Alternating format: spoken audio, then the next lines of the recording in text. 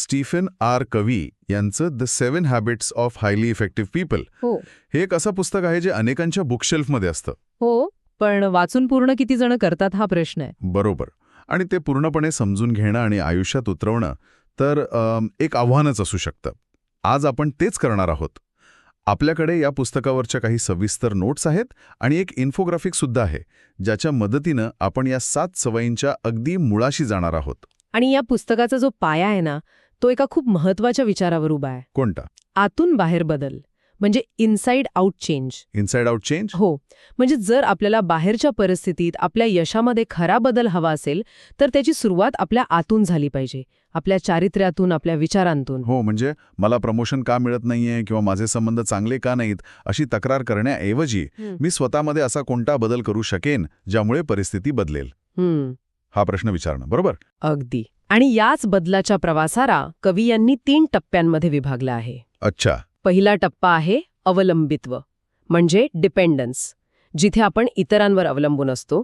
दुसरा आहे स्वातंत्र्य, इंडिपेंडन्स, म्हणजे आपण स्वावलंबी बनतो. आणि तिसरा जो सर्वोच्च टप्पा आहे तो म्हणजे परस्परावलंबित्व, इंटरडिपेंडन्स. इंटरडिपेंडन्स. हो, जिथे आपण इतरांसोबत मिळून काहीतरी खूप मोठं साध्य करतो. आणि या 7 सवयी आपल्याला याच प्रवासावर घेऊन जातात. चला तर मग या प्रवासाला सुरुवात करूया. पहिला टप्पा आहे खाजगी विजय, जो आपल्याला अवलंबित्वाकडून स्वातंत्र्याकडे घेऊन जातो. यातली पहिली सवय आहे सक्रिय बना, बी प्रोॲक्टिव्ह. याचा सरळ अर्थ घेतला जातो की उत्साही रहा, ॲक्टिव्ह रहा. पण कवींचा अर्थ त्याहून खूप खोल आहे की नाही? हो, खूपच खोल. प्रोॲक्टिव्ह असणं म्हणजे फक्त उत्साही असणं नाहीये. याचा खरा अर्थ आहे माझ्या आयुष्याच्या प्रत्येक निवडीची आणि परिणामांची जबाबदारी माझी आहे. कवी येथे 2 खूप छान संकल्पना मांडतात.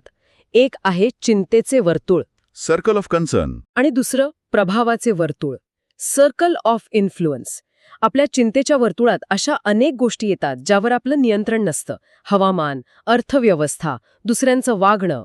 आणि गंमत म्हणजे आपण आपला बहुतेक वेळ आणि ऊर्जा याच गोष्टींवर चर्चा करण्यात किंवा काळजी करण्यात वाया घालवतो. बरोबर.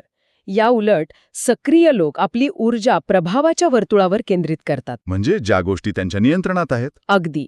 त्यांचे प्रयत्न, त्यांची वृत्ती, त्यांची कौशल्य, त्यांचे निर्णय. आणि जेव्हा तुम्ही तुमच्या प्रभावाच्या वर्तुळावर काम करता तेव्हा ते हळूहळू मोठं होतं आणि मग चिंतेच्या वर्तुळातल्या काही गोष्टी आपोआप तुमच्या नियंत्रणात यायला लागतात. पण हे प्रत्यक्षात आणणं खूप कठीण वाटतं. म्हणजे ऑफिसमधलं राजकारण किंवा शहरातील ट्रॅफिक या गोष्टी आपल्याला हतबल करतात. अशा वेळी मी जबाबदार आहे हा विचार कसा करायचा? इथेच भाषेचा मुद्दा येतो. जी प्रतिकारात्मक म्हणजे रिॲक्टिव्ह लोकं असतात ना, ती म्हणतात मी काहीच करू शकत नाही किंवा त्यांनी मला राग आणला. म्हणजे ते परिस्थितीला स्वतःवर नियंत्रण करण्याची परवानगी देतात. हो, तर सक्रिय म्हणजे प्रोॲक्टिव्ह भाषा कशी असते? चला बघूया काय पर्याय आहेत किंवा मी माझा प्रतिसाद निवडू शकेन. अच्छा. मला हे करावंच लागेल असं म्हणण्याऐवजी मी हे करायचं निवडतोय असं म्हणण्यात खूप मोठं मानसिक सामर्थ्य आहे. ती निवडच स्वातंत्र्याची पहिली पायरी आहे. ठीक आहे. म्हणजे पहिली सवय आपल्याला सांगते की आपण आपल्या आयुष्याच्या गाडीचे चालक आहोत, प्रवासी नाही. पण गाडी चालवायची कुठे?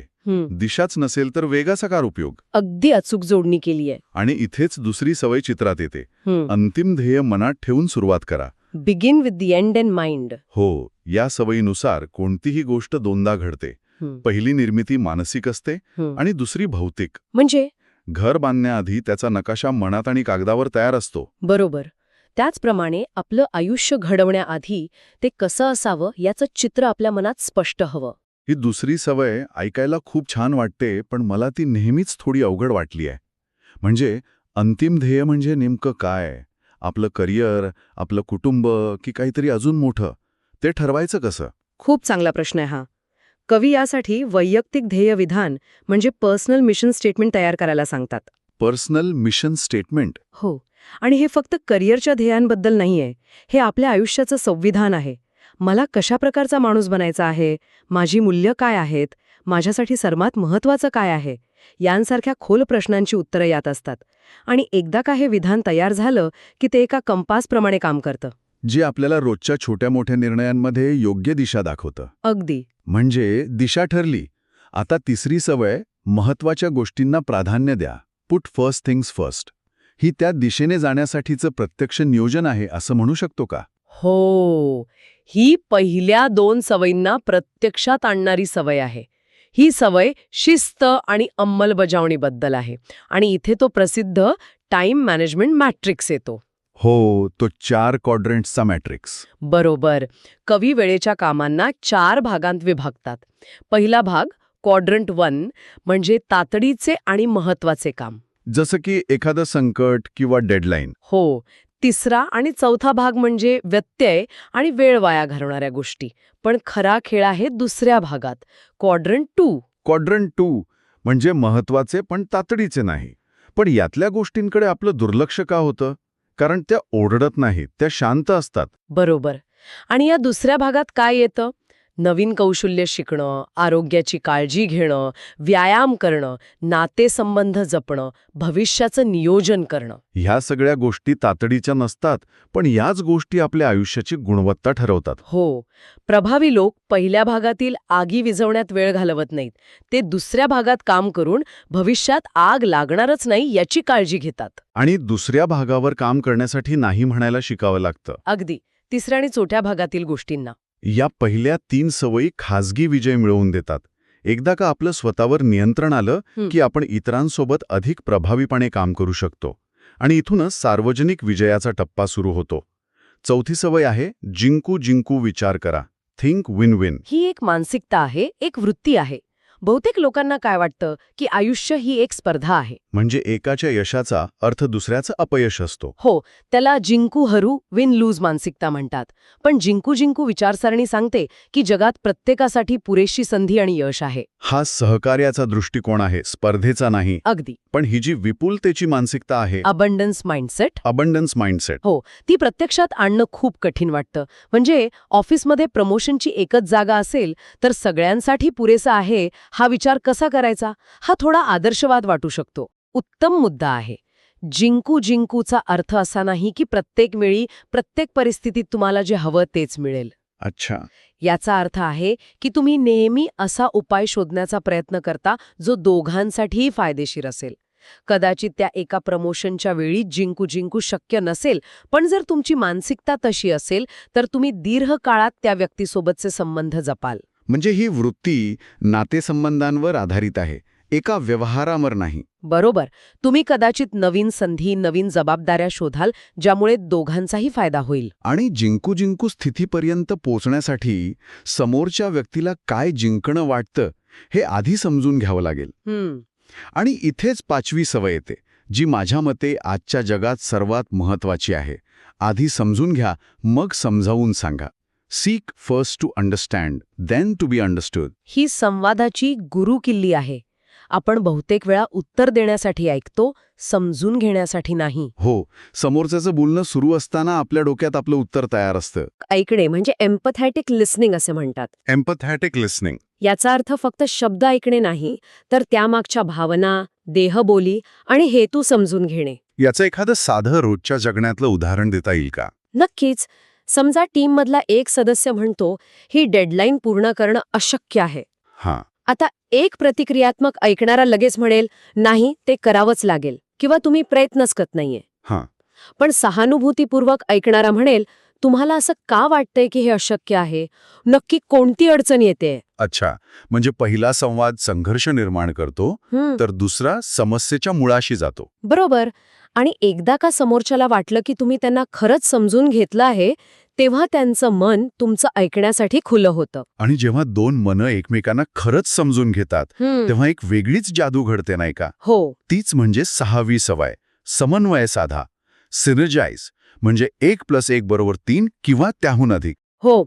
समन्वय म्हणजे फक्त टीमवर्क किंवा तडजोड नाही. तडजोडीत तर दोघांनाही थोडं थोडं गमवावं लागतं. अगदी. समन्वयात 2 वेगळे दृष्टिकोन एकत्र येऊन एका तिसऱ्या अधिक चांगल्या पर्यायाचा जन्म होतो, जो दोघांनीही आधी विचार केलेला नसतो.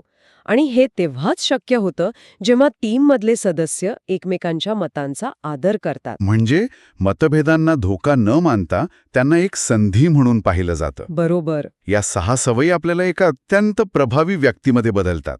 पण गाडी चालवण्यासाठी जसं पेट्रोल लागतं, तसंच या सवयींना जिवंत ठेवण्यासाठी ऊर्जेची गरज असते. हो ना. आणि ती ऊर्जा येते 7व्या सवयीतून. करवत धारदार करा, शार्पन द सॉ. बरोबर. कवी एका लाकूड तोड्याची गोष्ट सांगतात. हो, ती प्रसिद्ध गोष्ट आहे. जो तासांतास झाड तोडत असतो पण त्याची करवत बोथट झालेली असते. कोणीतरी त्याला करवत धारदार करायला सांगतं तर तो म्हणतो, माझ्याकडे वेळ नाही, मला झाड तोडायचं आहे. आणि आपणही अनेकदा हेच करतो.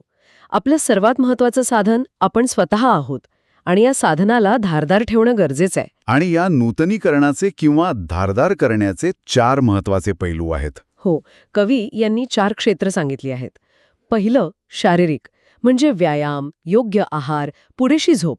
दुसरं मानसिक, वाचन, नवीन गोष्टी शिकणे, लिहिणे. तिसरं सामाजिक किंवा भावनिक, म्हणजे आपल्या आयुष्यातील महत्वाच्या माणसांसोबत दर्जेदार वेळ घालवणे. त्यांचं म्हणणं ऐकणे. हो. आणि चौथं आध्यात्मिक. याचा संबंध धर्माशी असण्यापेक्षा आपल्या मूल्यांशी, निसर्गाशी आणि अंतर्मनाशी जोडल्या जाण्याशी आहे. जसं की ध्यान किंवा निसर्गात वेळ घालवणे. हो. आणि ही 4ही क्षेत्र एकमेकांवर अवलंबून आहेत. म्हणजे फक्त कामाच्या ग्रुपवर गुड मॉर्निंग मेसेज पाठवून सामाजिक नूतनीकरण होत नाही, नाही, तर खरंच वेळ द्यावा लागतो. आपल्याकडे असलेल्या इन्फोग्राफिकमध्ये या सगळ्या सवयींची तुलना एका झाडाशी केली आहे. ते खूप छान स्पष्ट करते. हो, ते झाडाचे मॉडेल खूप प्रभावी आहे. त्यानुसार झाडाची मुळं म्हणजे आपलं चारित्र्य. ज्या पहिल्या 3 सवयींवर आधारित आहेत, सक्रिय बना, ध्येय ठरवा आणि प्राधान्य द्या. बरोबर. झाडाचं खोड म्हणजे आपले नातेसंबंध, जे पुढील 3 सवयींवर आधारित आहेत. जिंकू जिंकू विचार, समजून घ्या आणि समन्वय साधा. हो, या झाडाला लागणारी फळं म्हणजे आपल्याला मिळणारे परिणाम किंवा यश. आणि या संपूर्ण झाडाला ऊर्जा देणारा सूर्यप्रकाश म्हणजेच 7वी सवय, म्हणजेच नूतनीकरण. पण एक मिनिट, आजच्या जगात जिथे बाह्य यशाला म्हणजे फळांना इतकं महत्त्व दिलं जातं, तिथे मुळांवर काम करण्यासाठी संयम ठेवणं हेच सर्वात मोठं आव्हान आहे, नाही का? लोकांना झटपट परिणाम हवे असतात. हेच तर या पुस्तकाचं सार आहे. खरी परिणामकारकता फळं तोडण्यात नाहीये, तर मुळं मजबूत करण्यात आहे. चारित्र्य, प्रामाणिकपणा आणि मूल्य यावर काम केल्याशिवाय मिळालेले यश तकलादू असते. म्हणजे हे पुस्तक आपल्याला काय करायचे हे सांगण्यापेक्षा कोण बनायचे यावर लक्ष केंद्रित करायला शिकवते. अगदी. एकूणच या चर्चेतून एक गोष्ट स्पष्ट होते की या 7 सवयी म्हणजे केवळ टिप्स किंवा ट्रिक्स नाहीत, तर ही आयुष्य जगण्याची एक पद्धत आहे, एक विचारसरणी आहे. आणि याचा अंतिम निष्कर्ष हाच आहे की तुमच्या सवयी बदला, त्याने तुमचे चारित्र्य बदलेल आणि त्याने तुमचे भविष्य बदलेल. आणि सर्वात महत्वाची गोष्ट म्हणजे या 7ही सवयी एकदम लागू करण्याची गरज नाही. अच्छा. हो, श्रोत्यांमधील टिप्पणीनुसार यापैकी केवळ 2 किंवा 3 सवयी जरी आपण गांभीर्याने आपल्या आयुष्यात अंमलात आणायला सुरुवात केली, तरी आपल्या आयुष्यात, करिअरमध्ये आणि नातेसंबंधांमध्ये मोठे आणि सकारात्मक बदल दिसू लागतील. तर आज आपण स्टीफन कवींच्या 7 सवयींचा एक सखोल आढावा घेतला आणि या सगळ्याचा गाभा एकच आहे. आतून बाहेर बदल, बाहेरच्या जगात यश मिळवण्याआधी आपल्या आत, आपल्या चारित्र्य आणि मूल्यांवर काम करणे, हेच खऱ्या आणि चिरस्थायी यशाचे गमक आहे. या संपूर्ण चर्चेच्या शेवटी एक विचार करण्यासारखा प्रश्न मला मांडावासा वाटतो. आज ऐकलेल्या या 7 सवयींपैकी अशी कोणती एक सवय आहे जी आपल्या सध्याच्या आयुष्यातील सर्वात मोठ्या आव्हानाला सामोरे जाण्यासाठी मदत करू शकते? आणि ती एक सवय आजपासूनच अगदी छोट्या स्वरूपात अंमलात आणायला सुरुवात केलीत तर पुढच्या 6 महिन्यात किंवा वर्षात त्याचे काय सकारात्मक परिणाम दिसू शकतील? व्हिडिओ आवडला असेल तर लाईक करा आणि अशाच युजफुल व्हिडिओसाठी चॅनलला सबस्क्राईब करायला विसरू नका.